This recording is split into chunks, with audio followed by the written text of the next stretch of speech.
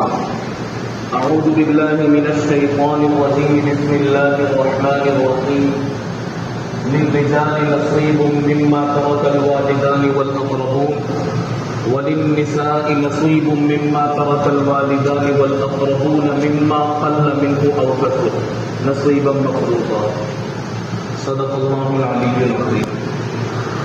درود شریف پڑھ لیں.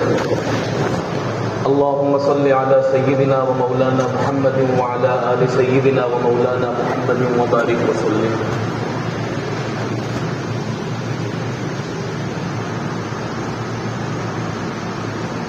محترم بھائیوں اور بزرگوں اور عزیز طلباء، انسان جب دنیا میں آتا ہے تو اس کے آنے کا انداز یہ ہوتا ہے کہ وہ بالکل خالی ہاتھ ہوتا ہے. دنیا میں آنے والا چاہے وہ کسی بادشاہ کے گھرانے سے تعلق رکھتا ہو یا کسی فقیر اور گداگر کے گھرانے سے تعلق رکھتا ہو، عامی اور نامی ہو، شہری ہو یا دیہاتی ہو، جس خاندان اور جس گھرانے سے بھی تعلق رکھتا ہو، دنیا میں آنے کا انداز سب کا یکساں ہوتا ہے. ہر آنے والے کا ہاتھ خالی ہوتا ہے، اس کے ہاتھ میں کچھ نہیں ہوتا. دنیا میں جو بھی آتا ہے وہ خالی ہاتھ آتا ہے. اور کہا یہ جاتا ہے کہ حضرت سکندر اعظم ذوالقرنین جنہوں نے پوری دنیا پر حکومت کی ہے، ان کے متعلق تاریخ میں لکھا ہے کہ جب ان کا انتقال ہو رہا تھا تو انتقال کے وقت انہوں نے اپنے آس پاس کے لوگوں کو وصیت کی کہ جب میں مر جاؤں اور میرا جنازہ اٹھایا جائے تو میرے دونوں ہاتھ جنازے سے باہر نکال دینا. لوگوں نے پوچھا بادشاہ سے کہ اس کی کیا وجہ ہوگی. بادشاہ نے کہا کہ یہ میری طرف سے ایک خاموش اعلان ہوگا کہ پوری دنیا پر حکومت کرنے والا بادشاہ آج یہ تنہا نہیں چل سکتا ہے، 4 لوگوں کے کاندھوں پر سوار ہو کر جا رہا ہے اور اس کے پاس سب کچھ تھا، لیکن آج جب یہ دنیا چھوڑ کر کے جا رہا ہے تو کفن سے دونوں ہاتھ باہر نکلے ہوئے ہیں کہ خالی ہاتھ جا رہا ہے. معلوم یہ ہوا کہ انسان دنیا میں آتا ہے تو خالی ہاتھ آتا ہے، دنیا سے جاتا ہے تو چاہے اس کے پاس جائیداد ہو، مکان ہو، کوٹھیاں ہو، باغات ہو، بنگلے ہو، بینک بیلنس ہو اور زندگی گزارنے کے پرعیش سامان ہو، ان تمام چیزوں کے باوجود بھی جب وہ دنیا سے جاتا ہے تو خالی ہاتھ جاتا ہے. آیا بھی خالی ہاتھ ہے اور جانا بھی خالی ہاتھ ہے. نبی پاک علیہ الصلوۃ والسلام نے حدیث پاک میں بیان فرمایا یتبع المیت ثلاثۃ، جب انسان مر جاتا ہے تو اس کے جنازے کے ساتھ ساتھ 3 چیزیں چلتی ہیں. ایک تو اس کا مال، ایک اس کے رشتہ دار اور ایک اس کے اعمال. جب اس بندے کو قبر میں دفن کر دیا جاتا ہے تو ایک چیز وہاں رہ جاتی ہے، 2 چیزیں واپس لوٹ آتی ہیں، 3 چیزیں ساتھ جاتی ہیں. مال، رشتہ دار اور اعمال، یہ 3 چیزیں ساتھ جاتی ہیں. جب اس کو قبر کے حوالے کر دیا جاتا ہے اور مٹی کے نیچے اسے دبا دیا جاتا ہے، ایک چیز اس کے ساتھ رہ جاتی یعنی کہ اس کے اعمال. رشتہ دار بھی واپس ہو جاتے ہیں اور اس کا مال بھی اب اس کے کام کا نہیں رہتا. انسان زندگی میں محنت کر کے آیا بھی خالی ہاتھ ہے، جاتا بھی خالی ہاتھ ہے، لیکن زندگی میں محنت کر کے وہ بہت کچھ کما لیتا ہے. کسی کے پاس کروڑوں اربوں تک کی بھی سمپتی ہوتی ہے، بڑے بڑے مکانات، عالیشان محلات ہوتے ہیں، لیکن اب اس کے کام کا کچھ نہیں ہے. اس کے کام کا صرف اس کا عمل ہے اور اس کے اعمال ہے اور اس کے کام کی کوئی چیز نہیں. تو وہ یہ جو سارا مال جو اس نے کمایا ہے دنیا میں، اس کے متعلق شریعت کا کیا حکم ہے؟ اس کے متعلق شریعت کا حکم یہ ہے کہ اب اس کو وراثت بنا کر کے بعد میں رہ جانے والے رشتہ داروں کے درمیان تقسیم کیا جائے. اور یہ جو وراثت کا مسئلہ ہے، انسان تنہا آیا ہے تنہا جائے گا، خالی ہاتھ آیا ہے لیکن دنیا میں بہت کچھ کمایا ہے، ساتھ کچھ نہیں جائے گا، خالی ہاتھ جائے گا. یہ جو کما کر کے رکھا ہے، یہ کمایا ہوا یہ کس کا ہے؟ یہ اس کے رشتہ داروں کا حق ہے، یہ اس کے وارثوں کا حق ہے. شریعت مطہرہ نے اس میں جو سختیاں رکھی ہیں اور جو احتیاط رکھی ہے، ایک واقعہ آپ کے سامنے ذکر کرتا ہوں. ہمارے بزرگوں میں ایک نام ہے حمدون قصار. انہیں معلوم ہوا کہ ان کا ایک دوست بیمار ہے. وہ اپنے بیمار دوست کی عیادت کرنے کے لیے گئے، اس کا حال پوچھنے کے لیے گئے. حال چال پوچھ ہی رہے تھے کہ طبیعت اور زیادہ بگڑی اور ان کے دوست کا وہیں انتقال ہو گیا. اسی حال چال پوچھتے پوچھتے انتقال ہو گیا. اور جہاں ان کا وہ بیمار دوست لیٹا ہوا تھا جو کہ مر چکا تھا، وہیں ایک چراغ بھی جل رہا تھا. حمدون قصار نے فوراً اس چراغ کو بجھایا اور چراغ کو بجھانے کے بعد میں اپنے خادم کو بھیجا کہ بازار سے تیل لے کر کے آؤ. وہ تیل لے کر کے آیا، چراغ میں وہ تیل ڈالا گیا، اس کے بعد میں چراغ جلایا گیا. لوگوں نے پوچھا کہ حضرت چراغ تو پہلے سے بھی جل رہا تھا. تو حمدون قصار نے کہا کہ یہ جو شخص جو چارپائی پر لیٹا ہوا ہے جس کا انتقال ہوا ہے، یہ چراغ اس کے تیل سے جل رہا تھا اور جب تک زندہ تھا تو اس تیل کا یہ مالک تھا، اس کی تمام چیزوں کا مالک یہ تھا. لیکن جب اس کی روح قبض ہو گئی، اب یہ ایک ذرے کا بھی مالک نہیں ہے. اس چیز کے مالک اس کے ورثہ ہیں اور جب تک وارثوں کی اجازت نہ ہو، ان کی اجازت کے بغیر کوئی بھی چیز استعمال نہیں کی جا سکتی. اس لیے میں نے تیل منگوایا، اس لیے کہ اب یہ اس کا مالک نہیں تھا اور مالکوں نے اجازت نہیں دی. تو انہوں نے تیل منگوا کر کے اس چراغ کو روشن کیا، روشنی ہو گئی. اس سے ہمیں اندازہ لگانا ہے کہ جیسے ہی کسی کی وفات ہوتی ہے، وفات کے بعد میں جو کچھ بھی اس کی ملکیت میں ہے، جن جن چیزوں کا وہ مالک ہے، اب کسی چیز کا وہ مالک نہیں رہتا. حق رشتہ داروں کا ہو جاتا ہے، حق وارثوں کا ہو جاتا ہے. نبی پاک علیہ الصلوۃ والسلام کے زمانے میں ایک مشہور صحابی ہیں حضرت اوس بن ثابت رضی اللہ تعالیٰ عنہ. اوس بن ثابت رضی اللہ عنہ، ان کا انتقال ہوا. ان کے انتقال کے بعد ان کا جو مال تھا، اس مال کو تقسیم کرنے کا مسئلہ آیا کہ ان کے مال کو کیسے تقسیم کیا جائے.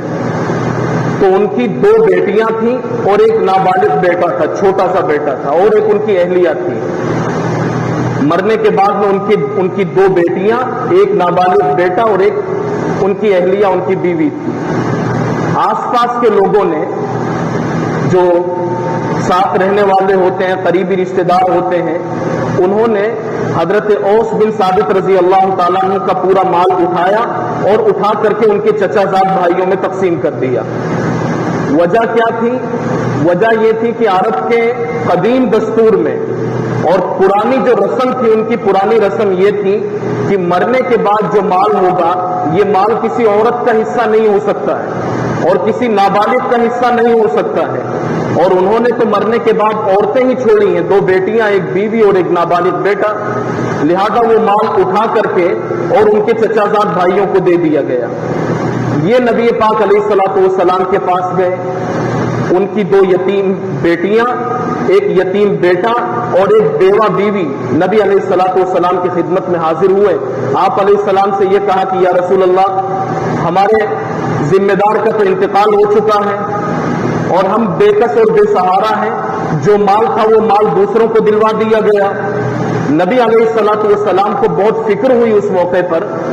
تو آپ علیہ الصلوۃ والسلام کی فکر کے نتیجے میں آیت کریمہ نازل ہوئی، للرجال نصیب مما ترک الوالدان والاقربون، کہ جو بچے یا رشتہ دار جو مال چھوڑ کر کے مر جائیں اس میں مردوں کا حصہ ہوتا ہے.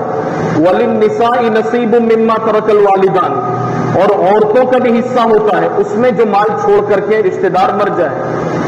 مما قل منہ او کثر، مال تھوڑا ہو یا زیادہ ہو. اب یہاں یہ بات تو معلوم ہو گئی اس آیت کریمہ میں، آیت کریمہ کے نازل ہونے کے بعد، کہ کسی کا انتقال ہو تو انتقال کے بعد اس کا جو مال ہوتا ہے وہ مال تقسیم کیا جاتا ہے. کس میں تقسیم کیا جاتا ہے؟ تو عورتوں میں بھی تقسیم کیا جائے گا اور عورتوں کے ساتھ ساتھ مردوں میں بھی تقسیم کیا جائے گا. جو بھی حصے دار مرد ہوں گے، حصے دار عورتیں ہوں گی، ان میں تقسیم کیا جائے گا. کتنا تقسیم کرنا ہے اس کو قرآن پاک نے ابھی بیان نہیں کیا. نبی علیہ الصلوۃ والسلام نے ان کا پورا مال سیو کروا لیا کہ اس کو محفوظ کر کے رکھو، اس کو استعمال مت کرو. تھوڑے ہی دنوں کے بعد میں غزوہ احد پیش آیا. غزوہ احد میں مشہور صحابی حضرت سعید بن ربیع کا انتقال ہوا، وہ شہید ہو گئے. ان کے انتقال کے بعد میں وراثت کی تقسیم کا مسئلہ آیا تو اللہ تبارک و تعالیٰ نے آیت کریمہ نازل فرمائی، یوصیکم اللہ فی اولادکم للذکر مثل حظ الانثیین. اور اس میں شروع سے لے کر کے آخر تک تفصیل کے ساتھ میں بتلایا گیا ہے کہ کس کے انتقال کے بعد میں کس کو کتنا دیا جائے گا. بیٹوں کو کتنا دیا جائے گا، بیٹیوں کو کتنا دیا جائے گا، بیوی کو کتنا دیا جائے گا، باپ کو کتنا دیا جائے گا، ماں کو کتنا دیا جائے گا. یا کسی خاتون کا انتقال ہوا ہے عورت کا تو اس کے انتقال کے بعد بیٹے کو کتنا دیا جائے گا، بیٹی کو کتنا دیا جائے گا، اس کے شوہر کو کیا ملے گا، اس کی ماں کو کیا ملے گا، اس کے باپ کو کیا ملے گا، سسر کو کیا ملے گا، ساس کو کیا ملے گا. جو کچھ بھی ہے تفصیل کے ساتھ میں قرآن و حدیث میں اس کو بیان کیا گیا ہے. اور یہ آیت کریمہ یوصیکم اللہ فی اولادکم للذکر مثل حظ الانثیین، یہ آیت کریمہ میراث کی تقسیم کے سلسلے میں ایک بہت مفصل نصاب رکھتی ہے اور اس میں تفصیل کے ساتھ میں تمام چیزوں کو بیان کیا گیا. نبی علیہ الصلوۃ والسلام نے اس کے بعد میں مرنے والے کے مال کو برابر سرابر تقسیم کیا. جو جس کا حق تھا وہ حق ان کو دے دیا گیا. اور ان آیات کریمہ کے نازل ہونے کے بعد اب شریعت کا یہ حکم سامنے آیا کہ کسی کا بھی انتقال ہو جائے تو انتقال کے بعد جو بھی اس کا مال ہو، قرآن کریم نے مما قل منہ او کثر، تھوڑا ہو یا زیادہ ہو، اس کو وارثوں کے درمیان میں تقسیم کر دینا چاہیے. وارثوں کے درمیان تقسیم کر دینا چاہیے. اب مال کس طریقے کا ہو؟ مال اب وہ چاہے مکان کی شکل میں ہو، دکان کی شکل میں ہو، فیکٹری کی شکل میں ہو، گاڑیوں کی شکل میں ہو، پیسوں کی شکل میں ہو، زمین کی شکل میں ہو، ایسی چیزیں جو منتقل ہو سکتی ہیں وہ ہو، یا ایسی چیزیں جو غیر منقولہ ہیں، ایک جگہ سے دوسری جگہ منتقل نہیں ہو سکتی، ایسی چیزیں جو بھی چیز ہو وہ سب کا سب اس میں وراثت نافذ ہوگی اور وراثت کے طور پر سب کے درمیان حصہ برابر سرابر تقسیم کیا جائے گا. ایک بات اور یہاں یاد رکھنے کی ہے، مزاج شریعت کو سمجھتے ہوئے شریعت کے جتنے بھی احکام ہیں، نماز پڑھنا ہے، روزہ رکھنا ہے، زکوٰۃ دینا ہے اور لوگوں کے درمیان صلح کروانا ہے، کچھ نکاح کے معاملات ہیں، کچھ طلاق کے معاملات ہیں، یہ سب شریعت کے احکام ہیں. شریعت کے احکام یہ قرآن و سنت سے ثابت ہوتے ہیں اور قیاس و اجتہاد سے ثابت ہوتے ہیں.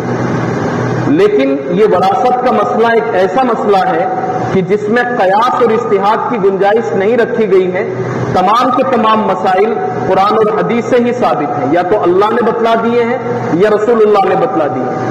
انسان کو عقل لگانے کی ضرورت ہی نہیں ہے، بس قرآن کو پڑھو اور قرآن کو پڑھنے کے بعد بتلا دو کہ مرنے کے بعد اس کے اتنے بیٹے ہیں تو بیٹے کو کتنا دیا جائے گا، بیٹیاں ہیں تو بیٹیوں کو کتنا دیا جائے گا، بیوی بھی ہے تو بیوی کو کیا دیا جائے گا، بوڑھا باپ ہے باپ کو کیا دیا جائے گا، ماں بھی ہے ماں کو کیا دیا جائے گا. قرآن پڑھتے جائیں اور قرآن میں تمام چیزیں کھلتی جائیں گی. عقل لگانے کی ضرورت نہیں ہے اس میں.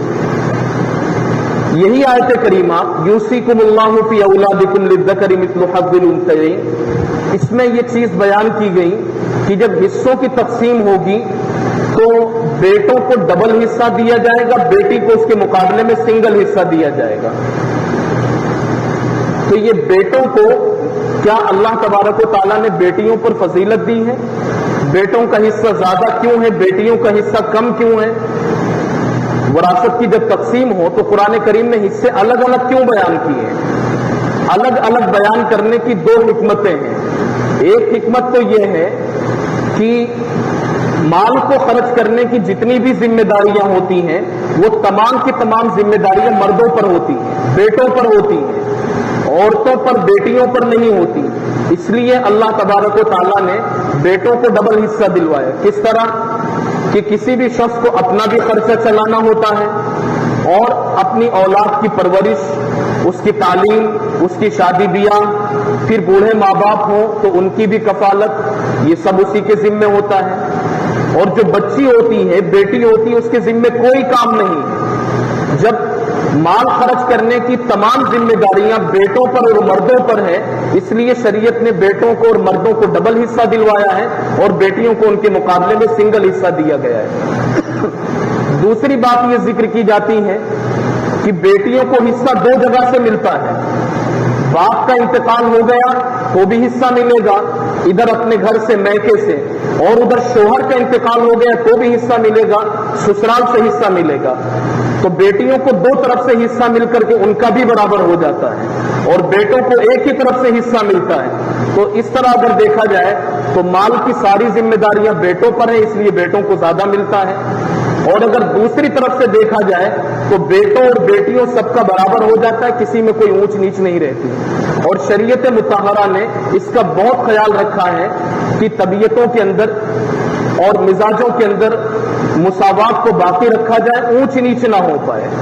تو یہ جو وراثت کا مسئلہ ہے، یہ وراثت کا مسئلہ بہت اہم ہے، بہت اہم مسئلہ ہے یہ۔ اس سلسلے میں ہم سے کچھ نہ کچھ کوتاہیاں ہوتی ہیں، ہمارے معاشرے میں، ہمارے سماج میں اس سے کوتاہیاں ہوتی ہیں۔ مرنے کسی شخص کا انتقال ہو گیا، اس کے انتقال کے بعد میں جب تک اس کی چیزوں کو وارثوں کے درمیان میں تقسیم نہ کر دیا جائے، اس وقت تک اس کی کسی بھی چیز سے کسی کو بھی فائدہ اٹھانا جائز نہیں ہے، کسی کے لیے بھی فائدہ اٹھانا جائز نہیں ہے۔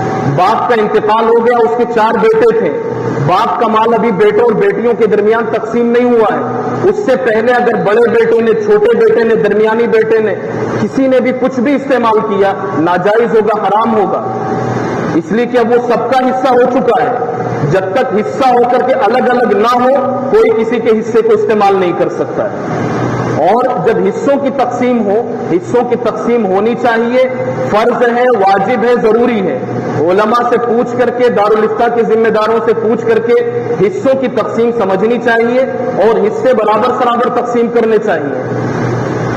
ابھی ماضی قریب میں ہمارے بہت بڑے مذہبی پیشوا، رہنما، بڑے عالم دین گزرے ہیں اور یہاں جتنے علماء بیٹھے ہیں تقریباً وہ سب کے استاد ہیں، بالواسطہ یا بلا واسطہ۔ دارالعلوم دیوبند کے سابق شیخ الحدیث حضرت مولانا مفتی سعید احمد صاحب پالن پوری رحمۃ اللہ علیہ، انہوں نے ایسا عجیب و غریب مسئلہ اس سلسلے میں لکھا ہے۔ انہوں نے یہ کہا کہ اگر کسی شخص کو مرنے سے پہلے یہ اندازہ لگ جائے کہ میرے مرنے کے بعد میں میرا مال میرے وارثوں کے درمیان برابر سرابر تقسیم نہیں ہو پائے گا، تو وہ اپنی زندگی میں ہی برابر سرابر تقسیم کر کے اس پر اپنے دستخط کر کے اور کورٹ میں اس کو رجسٹرڈ کروا دے، تاکہ قانونی اعتبار سے وہ اس کی جائیداد برابر سرابر اس کے وارثوں کے درمیان تقسیم ہو جائے۔ یہ مفتی سعید صاحب نور اللہ مرقدہ نے اس مسئلے کو بیان کیا ہے، بہت سنگین مسئلہ ہے یہ۔ اور قرآن کریم نے نہ دینے والوں کے بارے میں کہا وَتَأْكُلُونَ التُّرَاثَ أَكْلًا لَمًّا، کہ وراثت کھا کر کیا تم حرام کھانے کا ارتکاب کرو گے؟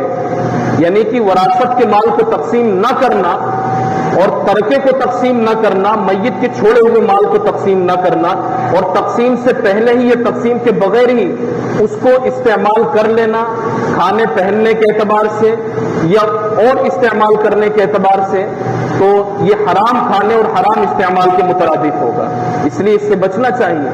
نبی پاک علیہ الصلوۃ والسلام نے حدیث پاک میں بیان فرمایا، من قطع میراث وارثہ، جس نے اپنے کسی وارث کی میراث کو قطع کر دیا، یعنی اس کو حصہ نہیں دیا، اللہ تبارک و تعالیٰ اس کو جنت کی میراث سے محروم کر دیں گے۔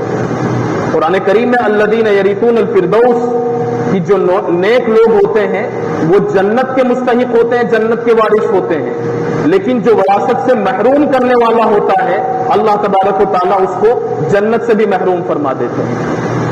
اور قرآن کریم میں اس کو بیان کیا گیا، تلک حدود اللہ یوصیکم اللہ فی اولادکم، یہ بہت تفصیل کے ساتھ میں اس کے اندر میراث کے احکام کو بیان کیا گیا ہے، اور جو حفاظ یہاں بیٹھے ہیں وہ جانتے ہیں کہ اس آیت کریمہ کو یاد کرنے میں، یاد رکھنے میں کتنی قربانیاں دینی پڑتی ہیں۔